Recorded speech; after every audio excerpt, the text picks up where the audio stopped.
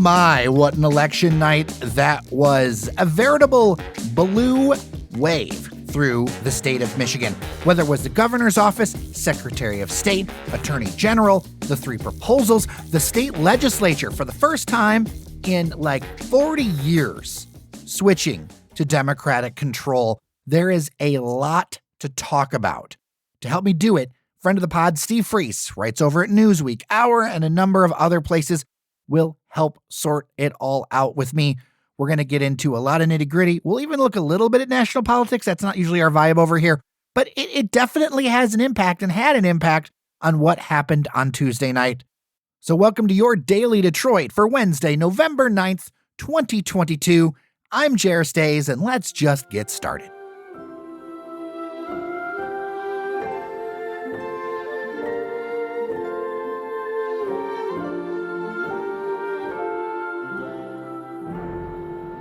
Joining me on the line, longtime friend of the pod, Steve Freese. Good to talk to you, sir. It's very nice to talk to you. Looks like whatever is happening nationally, it seems a bit like a blue wave in Michigan. Yeah, no, I mean, I think what's interesting about what's happening nationally is that there was this last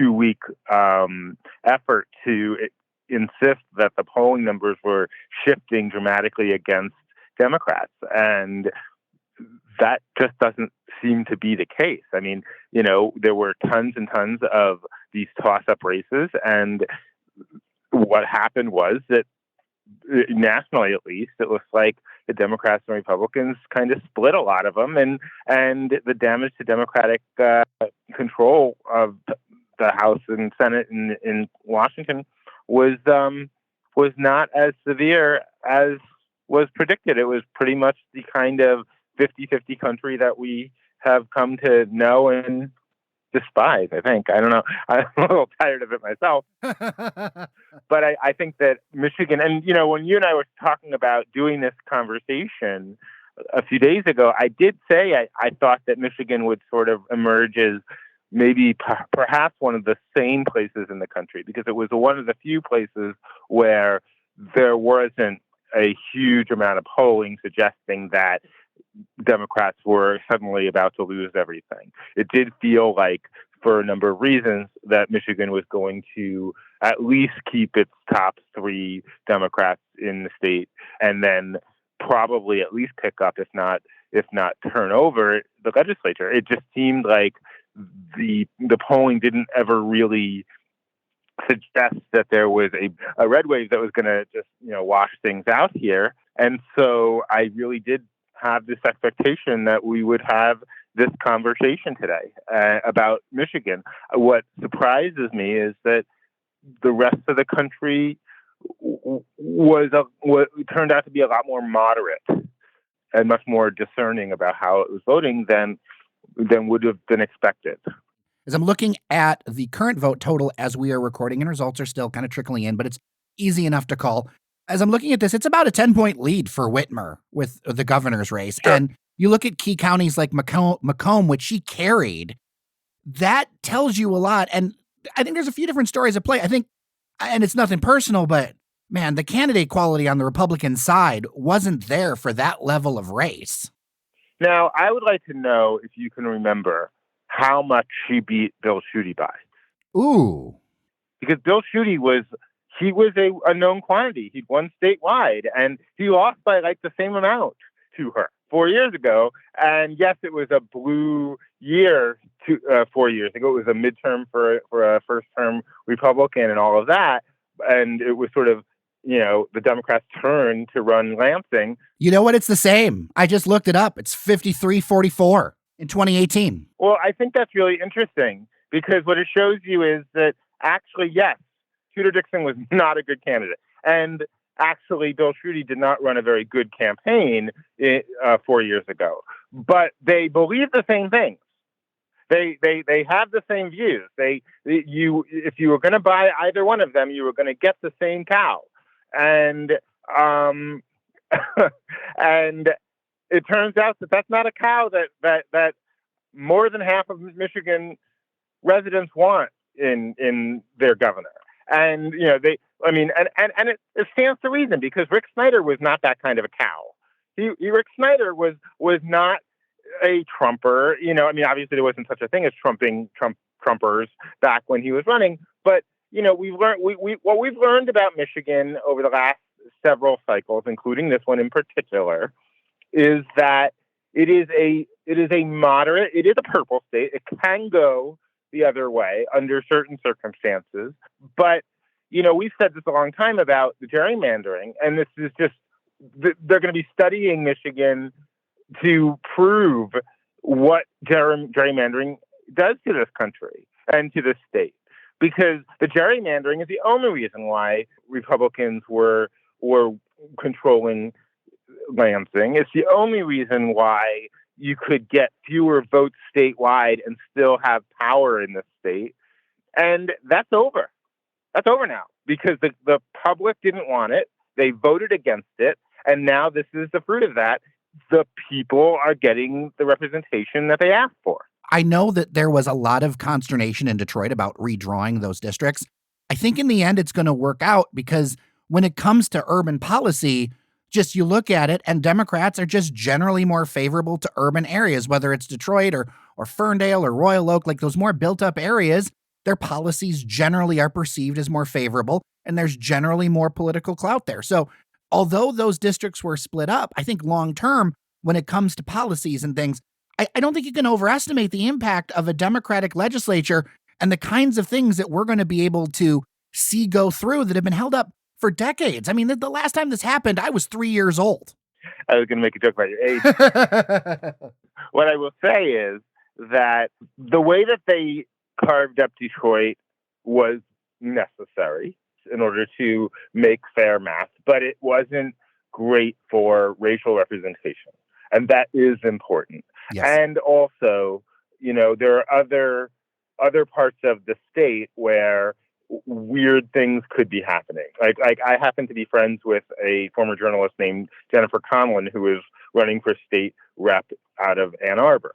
And they drew that map so that there was some of Livingston and pieces of Ann Arbor to the point that it's a nail biter right now. I think it's less than a half a point between Conlon and her opponent, whose name I don't remember. And he is a super Trumper. There is a very real possibility is that pieces of very liberal Ann Arbor could be represented in Lansing by an extremist, a pretty hardcore right winger, because of the way that they drew a lot of these maps in terms of sort of evening out, making it more sort of, so many races more competitive. That's going to be a little weird. On the other hand, you probably have some relatively conservative areas that are going to be represented by Dan Kildee. So there you go. No map is going to be perfect at this point, especially with just how people are. And, there's not going to be a future where we draw maps by, say, county lines or something like that. Like, that's never going to happen. No, I think that African Americans in Detroit who feel like it's important that they have Black representation in Congress have to recognize that Street Canada just bought their House seat. And that always makes people uncomfortable. I mean, man just kind of pops into town, spends enough money, picks the right race and says the right things. And now he's a congressman representing a district that, has a legacy of Black history. That's important. He may do very well doing so, and that's fine, as Rashida Tlaib has seemed to have done pretty well for the people who like her in Detroit. But it's awkward. And, I don't know. I think there is something to be said for that. But that's not about redistricting. That's about campaign finance. It's a whole nother conversation. Oh, yeah. Campaign finance and also organization of the local party, right? It was a it was a multi-way primary, which really gave him a unique opportunity to make that happen. And to be fair, I've listened to many people in the community say, hey, he showed up at things. He was always out there. It might have been kind of awkward or whatever, but he was always out there doing things. And now he has the power of incumbency.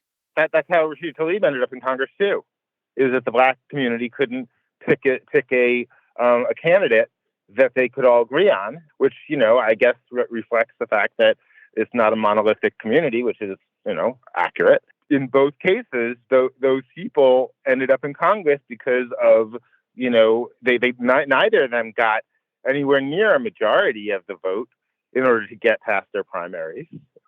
The old black men in this community are going to have to consider that they have to start to take seriously the younger and the female vote in their community, because those are the people who go out and vote, and they don't like being told who to vote for without any say. So that's important. Let's talk about the proposals really quick. They all three passed. Proposal 1 got, 2 votes for every one. It got 66% of the vote. The promote the vote is at 60%. And Proposal 3, reproductive freedom, the one that everyone was talking about, got over 56% of the vote. All three of those things have a lot of impact. But number 3, that's one that I think a lot of people are saying, hey, this is going to be a much more settled question. Obviously, there's going to be legal challenges and all that other stuff. But between a Democratic legislature, a Democratic executive, and this proposal, this is something that I think is going to get codified pretty quickly.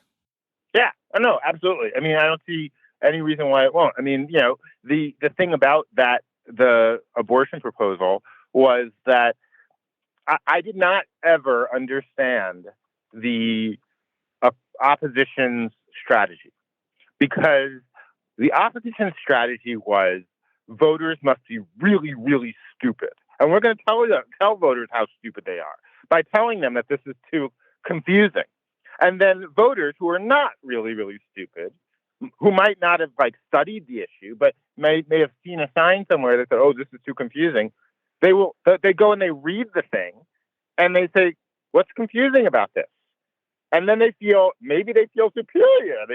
Maybe they feel like they're smarter than everybody else because they can understand this thing, and then they vote for it. I mean, it was such a terrible approach, and everything about it was so disingenuous. The other approach was to claim the language of the pro-choice side, to say this is about women's health care, that this is about that kind of, supporting women and not hurting women. And nobody bought it.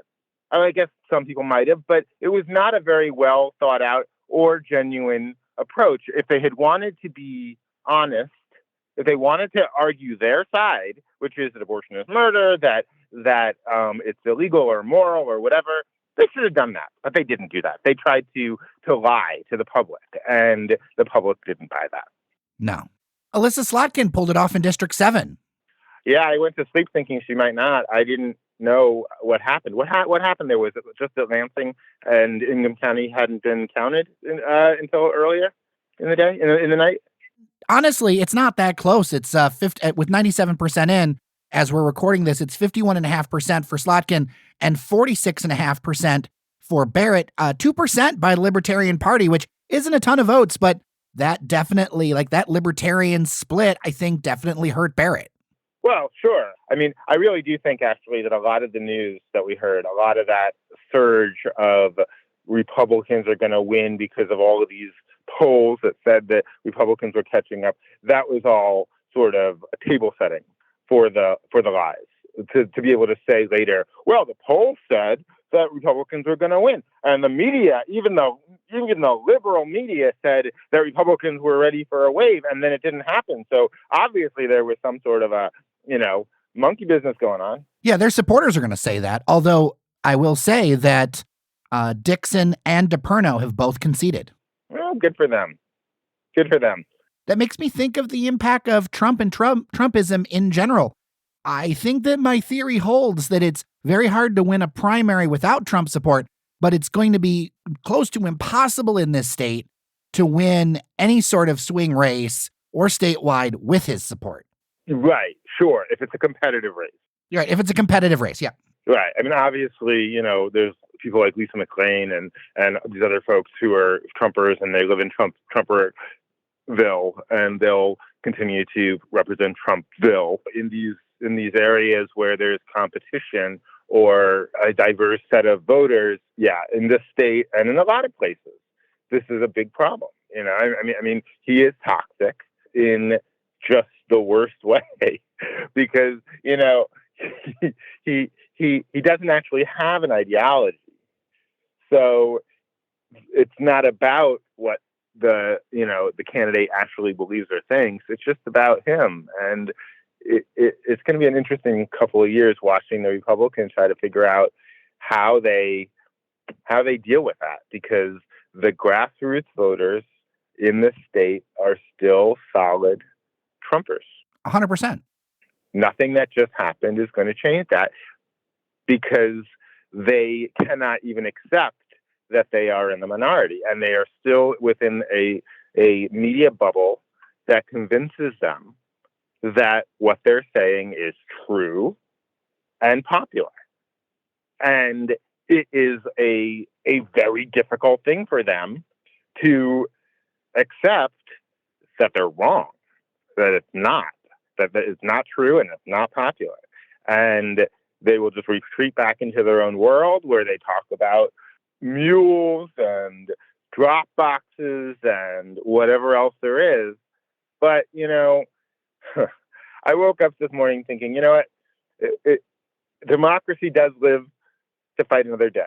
We're not out of the woods of this sort of perilous period where election denialism could really warp and screw up a presidential election, but things are better. Things are a little bit firmer than they were, or that they seem to be. I mean, I don't know what's going to happen with Arizona, and that's a good question, and that could be messy, and same with Nevada.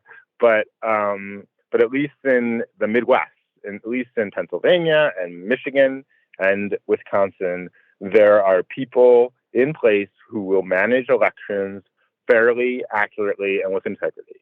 And that should be the baseline of our country, but right now that's sort of special. Yeah, I've talked to a number of listeners who tend to vote to the right, and there were a number of them who just couldn't pull the lever for these candidates and they just can't sign on to what this is and kind of the clown car, frankly. And that's the thing, is like, you look at these campaigns, look at everything with Karamo, you look at everything with Dixon, like, these are people who should have at least ran for school board or something. This wasn't good, and none of them played very well except to their bases, which will financially support them, but that isn't where the majority of Michigan is. I also think that what we might see, for the one reform that Republicans might make in this state, would be to have actual primaries for Attorney General and Secretary of State, because otherwise they're getting these crazy people, and maybe they would have had more competitive, more serious candidates if these people who had no name ID didn't just sort of slip in as Trumpers and take the thing at these little conventions that they have. So that is a reform that Republicans could make that could help them with their candidate quality. Tudor Dixon ended up as the nominee because that entire primary went off the rails in ways that will probably never happen again. And, Gretchen Whitmer is a very lucky candidate. I mean, she's a very hardworking one, and she's a very good candidate in terms of her ability to convince the public and understand the public and run her campaign. But I think that she probably could have had a much harder race against somebody like Perry Johnson or Kevin Rinke or somebody else if the DeVosses hadn't come in for Tudor Dixon after half of the candidates got thrown off the ballot. Speaking of candidates getting thrown off the ballot, and I know we'll talk about this in the future a little bit, but you do have a piece coming out about former Detroit Police Chief James Craig. If somehow he'd been able to get together a more organized ballot campaign, do you think he would have done better? I'm not saying would have won, but do you think he would have done better than Dixon? Yeah, I think so. I mean, I think it's hard to know, because you don't know how extreme he would have gotten near the end of that campaign to get the nomination, which is the problem. They have to be very extreme in order to get the nomination, and then they have to somehow modify that later. But I definitely think he would have done better. I mean, he would have gotten something more than she did out of Detroit, just for being a well-known and reasonably liked person there, among some people.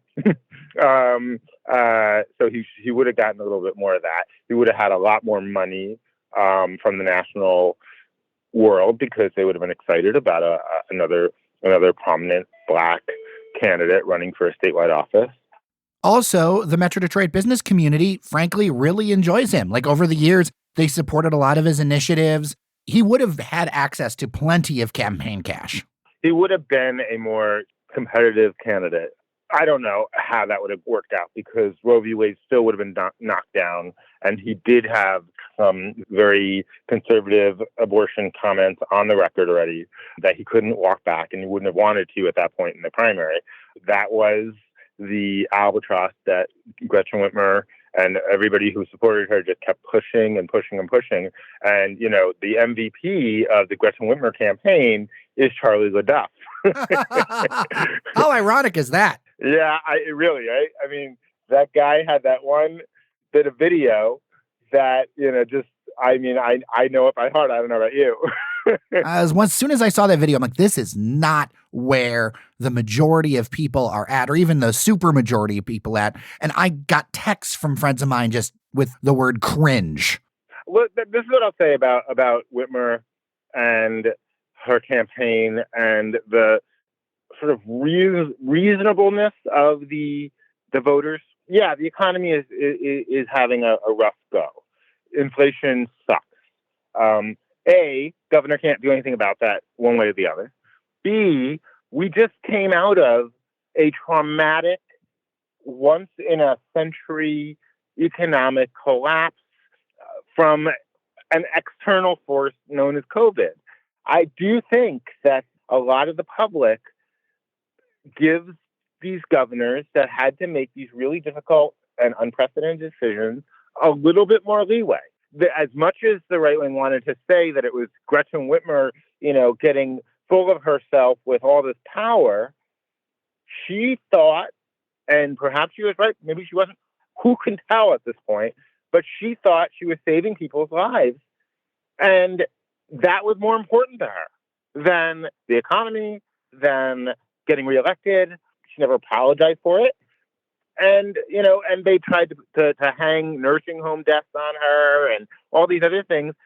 I think that the public, as they did during the pandemic, accepted that these were exceptional and difficult situations and times. And you can't blame her for everything. It's just not fair. And then abortion happened. And it was like, well, what, you know, I can look backwards at the fact that she kept my barber shut too long, or I can look forward to the fact that my daughter may not be able to have a DNC if she has a bad pregnancy. So, yeah, I mean, I can look forward or backwards, and most people don't look backwards when there's something that important to them looking forward. One of my personal pet topics I like to talk about, because I think it kind of reflects where we stand as a region as far as being connected to each other and economic development, is that transit passed both in Oakland County and Macomb, meaning that both counties will have no opt-out city. So no more Swiss cheese for transit service in these two counties. Oakland said yes to 10 years of transit funding, which is another big hurdle that will actually help them raise more money as far as transit services. But I want to talk about Macomb because last election in 2018, transit won by like 39 votes, like less than 40 votes. This time around, a huge swing, I think in the neighborhood of 108,000 votes, more than 100,000 votes difference in favor of transit connecting the region. And to me, that is such a huge shift on a topic that it kind of is a bellwether to me to say, hey, maybe some things are changing in Macomb County, and maybe it's not three independent county as much anymore, but maybe we actually are going to be tied together economically. And I think personally, economically, that sends a great signal to those looking to invest in the region. And I know not everyone rides the bus and such, but you know, I think they did a really smart job of taking it beyond the bus and saying it's about getting your grandma to appointments and all those other things. You know, I don't really understand how that flip happened. I wonder if it has as much to do with the fact that everybody was voting yes on everything this year. I mean, there were all these propositions, and everybody was just like, yeah, yeah, yeah, yeah, yeah, yeah. And that's one thing. I also wonder if maybe the campaign against transit this time just wasn't real. It wasn't substantial enough. It wasn't able to break through the noise to convince anybody that this is a bad thing. But I agree with you that it is good. I mean, I think that this is one of the biggest challenges that this very vast and sort of spread out region of a metropolis has, is that you can't get anywhere with any kind of efficiency unless you have a car, and then you're stuck on the road. I think you're right. I think that there will definitely be opportunities for a lot of businesses that are interested in coming in if the system provides a decent amount of convenience. Before we go, and still talking about Macomb County, John James, who does not live in Macomb County. What do you think of this? What you say? He's like about a half a point ahead of Carmelinga right now. Is that right? I am looking. Yes, it is a half a point as we are recording this. I gotta say that, like, I thought this is closer than I thought it would be. I thought the John James would have a bit more of an edge in District 10 because of where it lays and going all the way up into the thumb. I thought this was the race that John James was finally going to shake it and finally get, like, a couple of points. But he's only, as I'm looking right now, according to the Associated Press, a half point up with 99% reporting. I mean, it's leaning his way, but I'll also mention too that third parties make up almost 3% of the vote over there. So you got the working class that got 1.8 points, and then the Libertarian got just over 1 point. And so again, although not huge in Macomb County, like those third parties in the outer areas of Michigan, they can really toss a race around, because that working class party, that's going to take voters away from Marlinga. Here's my prediction on John James, who, as we know, wants to have this big career, right? You're talking about people who should start at school board. He started at Senate, then Senate. Now he said, okay, I'm not going to be a senator right now, and there's nothing to do, so I'll go for a House race in a district I don't live in. So even if he wins, he will have a really hard time keeping that seat in 2024. And he will re-establish himself as a loser when he loses his seat. And then he's done, unless he does, kind of keep going down the ballot until he's like mayor of Detroit or something. You got to live here. You got to live here to get that one. Well, hey, you can move in. I mean, that's true. That's true. He did it. But no, I mean, I don't know what it is about him that he is a very attractive candidate, but he doesn't have it. And no amount of the Republicans thinking he does is gonna change that. I think, I do think it's interesting that he will be in Congress as, perhaps if he wins, perhaps the only Black representative from our state. If he leans into that, if he shows himself to be a moderate, if he fights a little bit for African American people and some of that stuff, he could actually reform his image as a super Trumper into something that might be more palatable for the region. I don't think he's going to do that, though. Result just clicked in. He did win by about 1,600 votes. 100% of the votes in that result, 49 to 48%. It's a real close one between him and Marlinga. So he never really admitted that he lost to Gary Peters, right? I don't believe he did. No. Yeah. So I mean, I don't know. Why does it work this way? Why does he take the win when he's close, but insist that it wasn't real when he loses? I don't know, but yeah, whatever. Just a quick look at the math. It's possible that Marlinga wins this one without those third-party candidates pulling 3%. Well, he is very well liked there. They really tried hard to make him into something horrible. John James pulled it off. Congratulations to him. Godspeed. Let me know how it goes 2 years from now. Right. Well, especially when you don't win 50% of the vote. Like anywhere, any party, if you don't win 50% of the vote, that's a shaky ground to start on, especially when you've got another race in 2 years. Right. And odds are very high he'll be running on the ticket with Donald Trump. Yeah. In 2 years. So you think he's going to run? You think Trump's going to run? Oh, yeah. Yeah, Okay.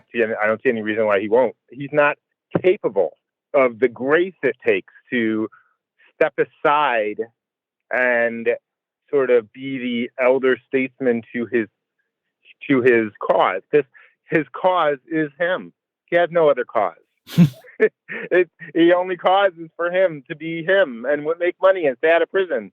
That's the cause of Donald Trump, and that's, I think it's awfully adorable when these Trumpers get mad at Trump, the ones who are on Twitter, the ones who sort of think of themselves as thought leaders among the Trumpers, right? When they get mad at Trump for beating up on DeSantis because it's not good for the party, it's not good for the cause. It's adorable that these people think that there is some ideology underlying the Trump phenomenon that is going to be shaken loose by some untoward thing that Donald Trump does. He has a plurality, if not a majority, of the primary vote of Republicans in this country. So if he wants to be the nominee next time, he will be the nominee next time. And they're screwed because it won't go well. To be fair, then, I have to ask, do you think Joe Biden runs again? I'm starting to think yes. Okay. His approval numbers in this state are not great. But you know what? The approval, first of all, a couple of things. Polling has been for a while now. I don't know what to make of approval numbers. I remember back in the day when approval numbers for the Affordable Care Act were low. And the reason was because there was a sizable portion of left-leaning people who were unhappy that it wasn't going as far as they wanted. And so it looked like they were doing bad, they were doing badly. Joe Biden has a lot going for him. And I heard this last night on TV and I thought, how funny. For a first-term Democrat, he will have the best first midterm of a first-term Democrat, I don't know when, since. I have no idea, maybe ever. Maybe LBJ, I don't know. He did not lose as much as normally happens, if at all. We don't even know that yet. And secondly, a lot of the things that he did are about to take effect. A lot of the jobs, a lot of the construction, a lot of the infrastructure, all that stuff hasn't even hit yet, hasn't even happened yet. So we will have a better economy in 2 years. And there won't be a really good reason why Joe Biden can't run again unless he just doesn't want to. I don't think he's as big of an albatross as people think. But maybe, look, Obama and Clinton had horrible midterms their first times around, and they got reelected president. Steve Freese, always good to talk to you. A great time was had by all. Steve Freese on Twitter writes at Newsweek, Hour, and a number of other places.